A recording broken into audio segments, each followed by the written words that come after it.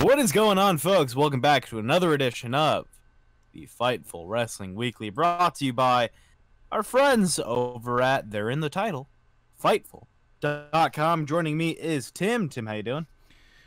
As good as I can with this dang toothache I got. Whole face hurts.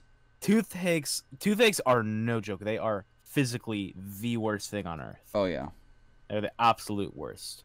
Ladies and gentlemen, we're going to start out today, as we always do, with some Raw and Smackdown notes. Now, Sean writes, we were told that Maurice was instructed to powder out and kill time heading into Tuesday night's SmackDown live show. It wasn't a time-killing instruction on the fly. They didn't tell her right before she went out, hey, stall. They kind of let her know in the beginning, you're going to stall. WWE Raw announcers were instructed to refer to the Authors of Pain simply as AOP, which I don't like the three-letter abbreviation for people's name. I hate it. TJP. I don't like it. AOP. I don't like it. I don't like it. And that will be the term for them moving forward. Although in some cases, like Apollo Crews, it's quickly switched back. Remember when he was Apollo for like 2 hours?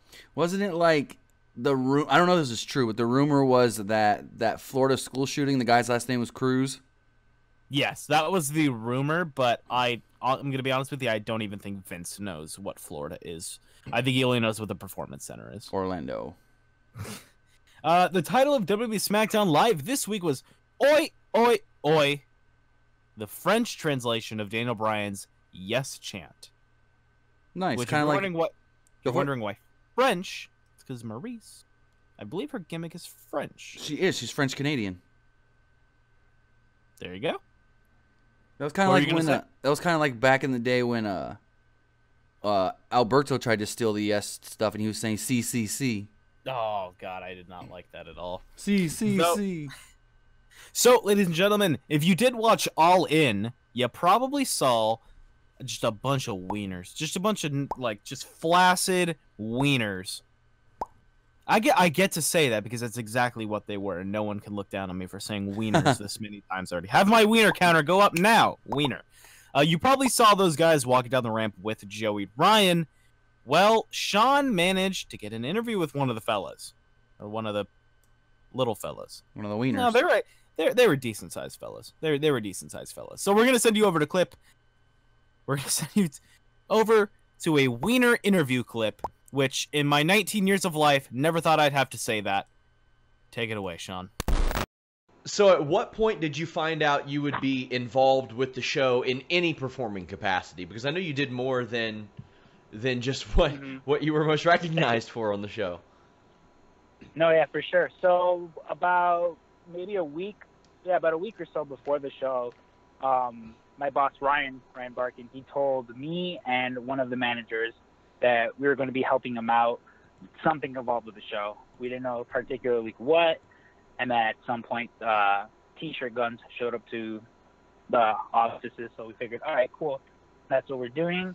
And at first, we were supposed to go in-ring, but with time constraints, they figured the Hot Topic people will go in the ring and throw T-shirts out, and we would do it from the stage, which was fine, which was cool. You know, we were in rehearsals day of, going over, you know, what we were going to do and stuff. And at a certain point, we were backstage where Cody and Matt Jackson and Nick Jackson were, you know, running the show, going over things. And I overheard Matt saying they had a bit and they needed 10 people to do it. So without even knowing what it was, I told Matt, you know, I'm friendly with him. So I was like, no, man, you need 9 people. I'm in. You know, he's like, you don't even know what it is. I was like, doesn't matter, you know. Any chance that I got to be on the show, you know, I was going to take it. This is the biggest independent wrestling show ever. So, you know, of course, if I get my face on TV anymore, you know, I'm going to go for it. And once they actually told us what it was, I was still in on it. You know, Nick Jackson made it clear, like, hey, you know, you guys are your faces are going to be shown. If you're not cool with it, that's fine. As far as I know, none of the other guys that were, you know, originally chosen for it backed out of it. You know, everyone was game for it. Everyone was totally in for it. And yeah, you know, from the get-go, the best part was none of my coworkers knew. You know, my boss got us the first, 3 rows. So it was about 25, maybe 30 of us there. And, just nobody knew. You know, my boss and my manager, they knew. And probably part of that whole thing was walking down to the ring and just looking directly at where they were sitting and just seeing them all, you know, go crazy, just lose it. Because as far as they were concerned, I got up to use the bathroom, you know? And if you guys did like that Wiener interview, be sure to head over to Fightful.com or the Fightful YouTube channel. Let's say it one more time. Wiener. Interview. Wiener interview, specifically. Not just a blank wiener, it's a Wiener interview.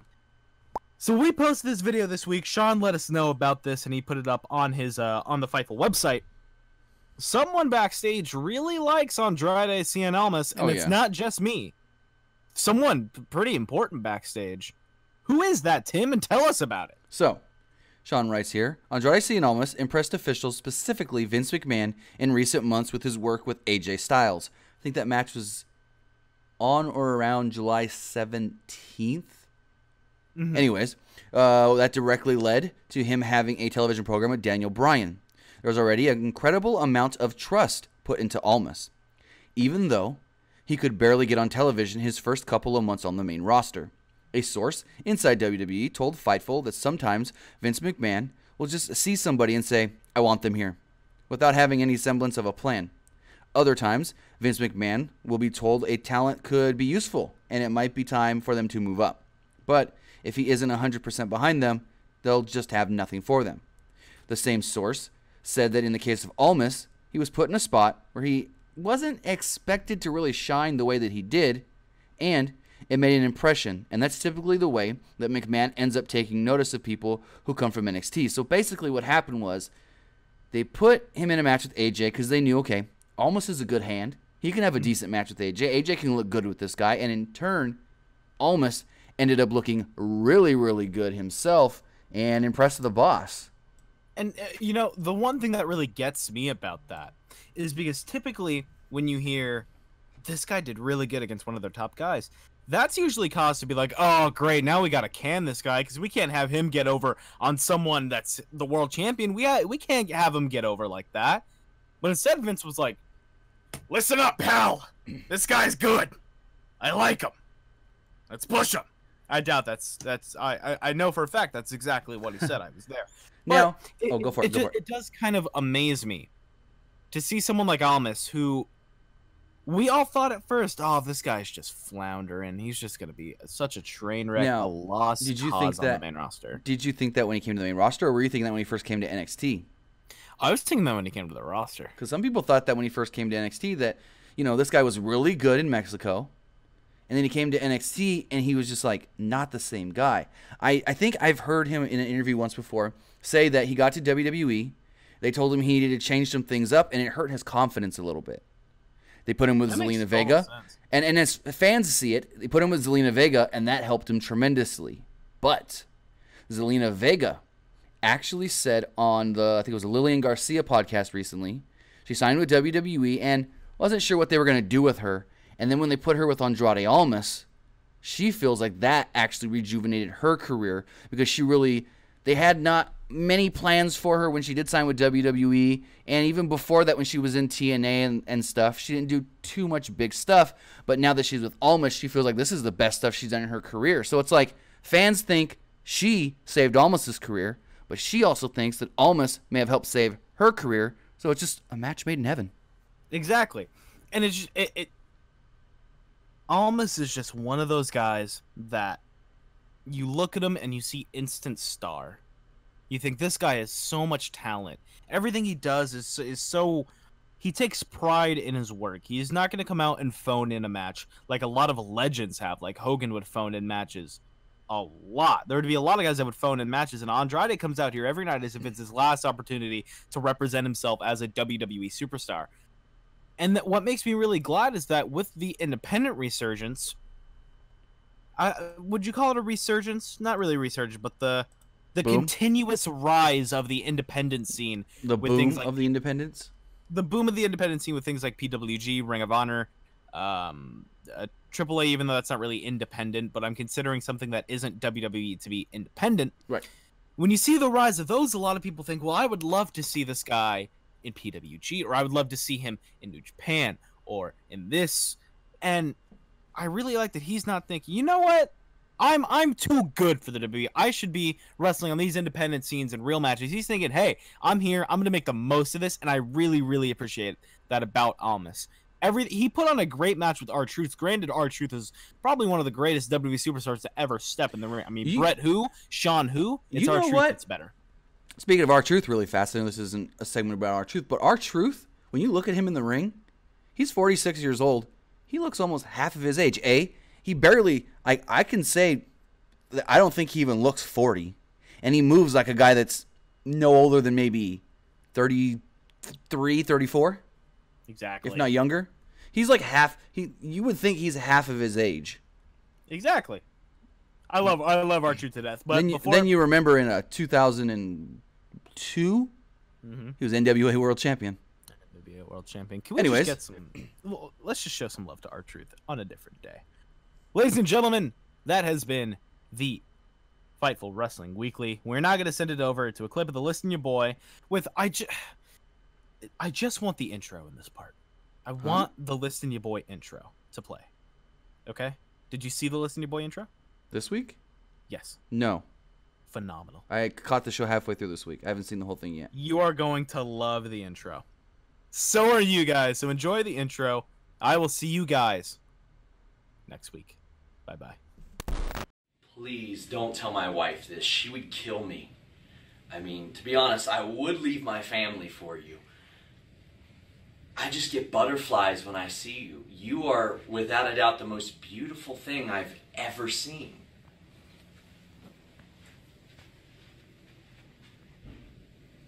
Oh... So, Melissa, are you an award show fan? Not particularly, no. Sean, you? No. So I hate the Grammys. I hate the Oscars. It's the most boring shit I've ever seen. So I don't use the word hate often, but I hate award shows. I hate award shows. The reason I hate award shows is because to me it's the glorification of celebrity. I feel like we talked about this before. To me it's the glorification of celebrity. These people are already grossly overpaid compared to everybody else. They already get all these perks and everything. And now on top of that, they get to like walk on the red carpet wearing $1 million jewelry while the commoners are sitting behind fences and barricades. I hate the whole concept of the thing. But you know who doesn't, Sean? Vince McMahon. Correct. And I am convinced, Sean, and again, we've talked about this before, I am convinced that for decades, Vince McMahon has craved mainstream acceptance. He has craved it. And they did the thing this year where they tried to get into the Emmys, right? They did the big pitch and the big presentation because I think that he craves that mainstream acceptance from the entertainment world. And so I think he does. And so what's happened now? Oh boy. They have a new 5-year deal with NBC Universal for, again, $1.325 billion for 5 years. NBC Universal owns a little station called the E! Network, which airs Total Divas and Total Bellas. This year, on September 24th, for the first time ever, a little award show called the People's Choice Awards is going to air on E! Previously, they aired on CBS, but because it's an award show that nobody gives a shit about, now it's going to air on E! As of this year. And when you know, Sean, for the first time ever, let's look at some of this stuff for a minute, Sean. Oh, when you get to this game changer of the year. Let's start with reality TV show of the year. Now, I will say this, I didn't write down every nominee. They have like 10 people per category, like 10 nominees per category. Reality TV star of the year. It includes such notables as Kim Kardashian, Snooki, RuPaul, and Nikki Bella. So basically your idols, Jimmy. All of my idols, people, I have posters on my walls. My wife hates them, but that's what we do. And speaking of my wife, I got to give her credit. When they did the People's Choice announcement on Monday night, my wife, the casual fan sitting next to me on the couch, goes, "Somebody paid for that," she said. So another category that they have, Show of 2018, Sean. Show of 2018. And they have such shows as Big Bang Theory, This Is Us, The Walking Dead, Modern Family, and WWE Monday Night Raw. Oh boy. Well, let me tell you, Raw might be the best of those shows. And then That's of course, saying Game Changer of 2018. Now they didn't say sports related, but given the nominees, it was sports related. So like sports Game Changer of 2018. Colin Kaepernick, who's all over right now because of the Nike deal, right? Serena Williams, LeBron James, Cristiano Ronaldo, who might be the biggest star in all of soccer, and Nia Jax. I didn't think those were the ones. I thought it was like Ali Raisman and... No, Game Changer of the Year was... Well, there's more. Wow. I only named off 4. Well, they announced a completely different set. No, they said Serena Williams on TV. They said Serena on TV. I know, but they didn't say Colin Kaepernick and LeBron James on WWE Raw. I think Colin, they didn't want to deal with any potential shit. I don't think they... Yeah, but, I mean, still, he's a nominee. Yeah. I had somebody with the balls to say to me, oh, she was the face of an anti-bullying campaign for $1 billion company. Piss off, mate! Get the fuck out of here with that! No! This is all political. And you know what, Sean? Again, knowing that Vince is so determined to be accepted by the mainstream, I would not put it past him, and Stephanie is his little mini-me, I wouldn't put it past both of them to tell NBC Universal, if you want this new deal, you're putting in the contract that we're getting nominated for People's Choice Awards. Of course. Like, I wouldn't put it past him to have put that in the contract, Sean. You know? It's so pointless. Can you believe this? Now, the only thing I will say about this whole thing is, are you a fan of The Simpsons, Sean? I used to be. So there's an episode of The Simpsons, this is like way back, where Homer's telling the story about when he was part of a barbershop quartet. Yeah. And when they're telling the story, towards the end of the story... On board. Yeah, Baby on Board. Towards the end of the story, they win a Grammy, right? And Homer's in his hotel, and he's miserable because he misses his family, and he's holding the Grammy in his hand. And a bellhop comes in, gives him a bottle of champagne. Homer reaches into his pocket, doesn't have any change, so he gives the guy the Grammy as a tip.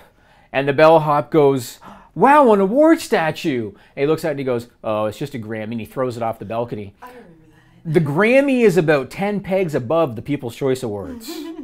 Might even be 15 pegs above the People's Choice Awards. So in terms of, will there really be mainstream acceptance aside from all of the videos they're going to do on WWE television every week? Probably not. But it's worthless. It's pointless. And quite honestly, some of those are just downright offensive. As if WWE couldn't insult my intelligence anymore. They got to get E in on the action as well. It's pretty bad. It's pretty bad. And as soon as they aired that, and I'll tell you this, Sean, when you look at this list of nominees, right? I doubt Kaepernick's going to actually be there. I doubt LeBron's going to be there. There's no chance in hell Ronaldo's going to be there. But you damn well better believe Nia Jax is going to be sitting there. Yeah. In the audience. Same thing if you look at like reality TV. Kardashian's probably not going to be there, but Nikki Bella will be there like 2 days early. Oh, you know what I mean? She'll be there 2 days early because she's going to be primed and ready to go.